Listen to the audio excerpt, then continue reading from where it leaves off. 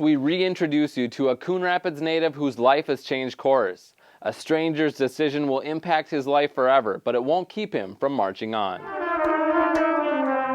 Typically, if a student plays something wrong, they have a lot of tells like they stop playing, or they get nervous and they play almost not at all, so you know something's wrong. Growing up with drumsticks and horns in his hands, Elias Youngbloom knew he wanted to share his passion with others. The downbeat's lined up. Now let's line up some of the middle notes, okay? Let's try it. 1 and 2. As a volunteer instructor at Maple Grove High School, the 24-year-old from Coon Rapids helps students find the right pitch, rhythm, and tempo. Try to make the first 2 notes quicker. He points out mistakes and encourages excellence, but never looks at the sheet music. The biggest obstacle that I'm facing now is how do I read music? Elias would never read a quarter note, treble clef, or key signature again after his drive home from Fargo last March was cut short. I was hit head-on by a drunk driver that was going the wrong way down I-94, so they were going westbound in the eastbound lane. And it was just over a hill, so I didn't really have time to react, and I didn't see it coming. Yeah, and so I was extracted from the car, I don't know how long, and airlifted to Sanford Health in Fargo. Police say 44-year-old Jana Battern of Fergus Falls had a .196 blood alcohol content when she crashed into Elias in Otter Tail County. Broke every bone in my face. I think I broke my jaw in 3 places, radius and ulna. I broke the middle 2 bones in my hand, my middle finger. Liver laceration was another one that they had to take care of right away. I guess some bleeding in the brain that they took care of right away. And then later, it surfaced that I had some nerve damage in my right leg. Suffering minimal damage to his brain, doctors expected a full recovery until... They're doing a routine exam and they said, okay, follow the light with your eyes, and I didn't see a light. Much has changed since we met with Elias last May at a rehabilitation center.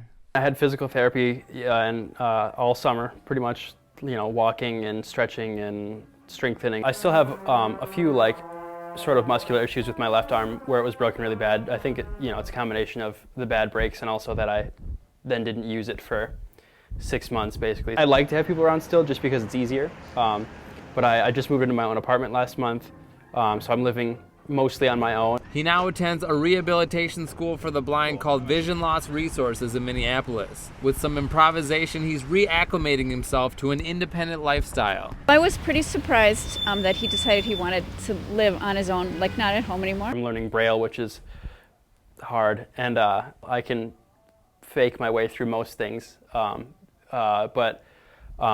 walking around on my own, crossing busy streets, it's still terrifying, but I can do it.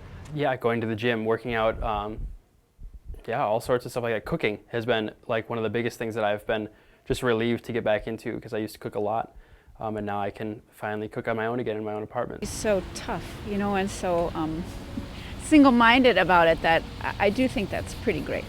So it's, it's a little bittersweet for me, but he's doing so well that it's hard not to be excited. Go through that scale, the G harmonic minor, so B. Elias says he can feel his other senses crescendo.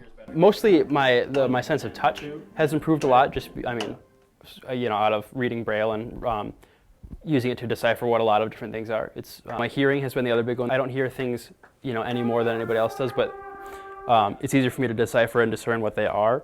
Now I have to, hearing, where things are, how far away things are, how high or low things are, stuff like that. So yeah, just more accurately of where things are. The whole time, don't let it stop. 1, 2, While Elias was learning to walk, cook, and navigate, Battern waited to hear her sentence. After pleading guilty to criminal vehicular operation, that time came last month in a Fergus Falls courtroom. Battern was sentenced to 6 months in jail. She could be released on parole after serving 4. When I first found out it was just going to be 6 months, I was so mad. But she was also placed under probation for 5 years, where she'll undergo counseling, unable to drink or go wherever alcohol is served, and get random testing. She also must do community service, which could include sharing her story in schools. While 6 months is not very long, like I said, the probation is really the important part. Because then if she breaks that, she'll go actually to prison to finish out another 12-month sentence.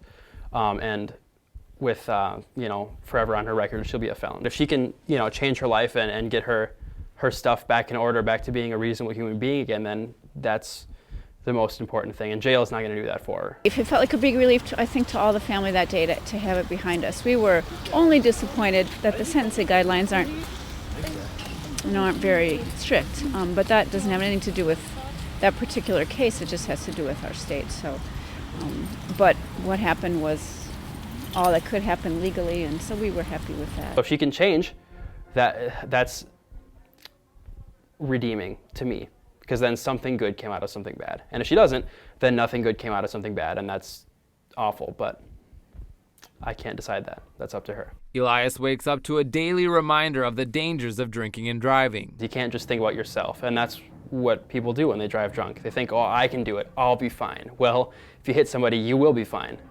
It's the people that you hit that aren't going to be fine. So there's no reason that anybody would have to drive drunk. There's no reason. Through physical and mental challenges, the former college marching band drummer found melodies as remedies. Even when I was in the hospital, the very first hospital, Sanford, the thing I remember most, because I was on a lot of sedatives and whatever, was the day that they decided to play music for me. It was like, I had all I had heard for the past, month had been machines beeping and people's voices, and so to finally hear something that was, enjoyable, it was just, amazing. And then getting back to work with my marching band right away was just super, super therapeutic in a lot of ways. I mean, physically it helped me recover. I had to walk a lot more, I had to stand, but mentally, emotionally, it brought me to a world that I am comfortable in, and it showed me that I could still do the things that I love doing, which was music and which was working with kids. No one knows how they're going to react to something that drastic until it happens, and how he has handled it, and his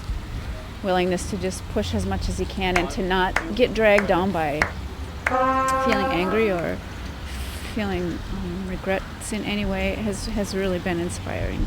And so I'm really proud of him for that. With plans to complete his degree at North Dakota State University, Elias says this rest in life won't keep him from finding his forte. In most situations, there's always a path to where you want to get. It's not necessarily the path that you thought you wanted to take, but there's always a path to get to the end. You just have to find it. Sometimes you have to fight for it. Not everybody's going to hand you something free because you have something hard in your life. I've been really fortunate with a lot of people helping out, but that's not always going to happen. But that doesn't mean you can't do it. So just keep, if it's something that you really care about and you really want to do, there's always a way to do it. You just got to find it. 1, 2, 3. Elias says he plans on biking the MS 150 on a tandem bike. The 2-day, 150-mile June bike ride raises money for multiple sclerosis. He also plans on finishing his music education degree in the fall.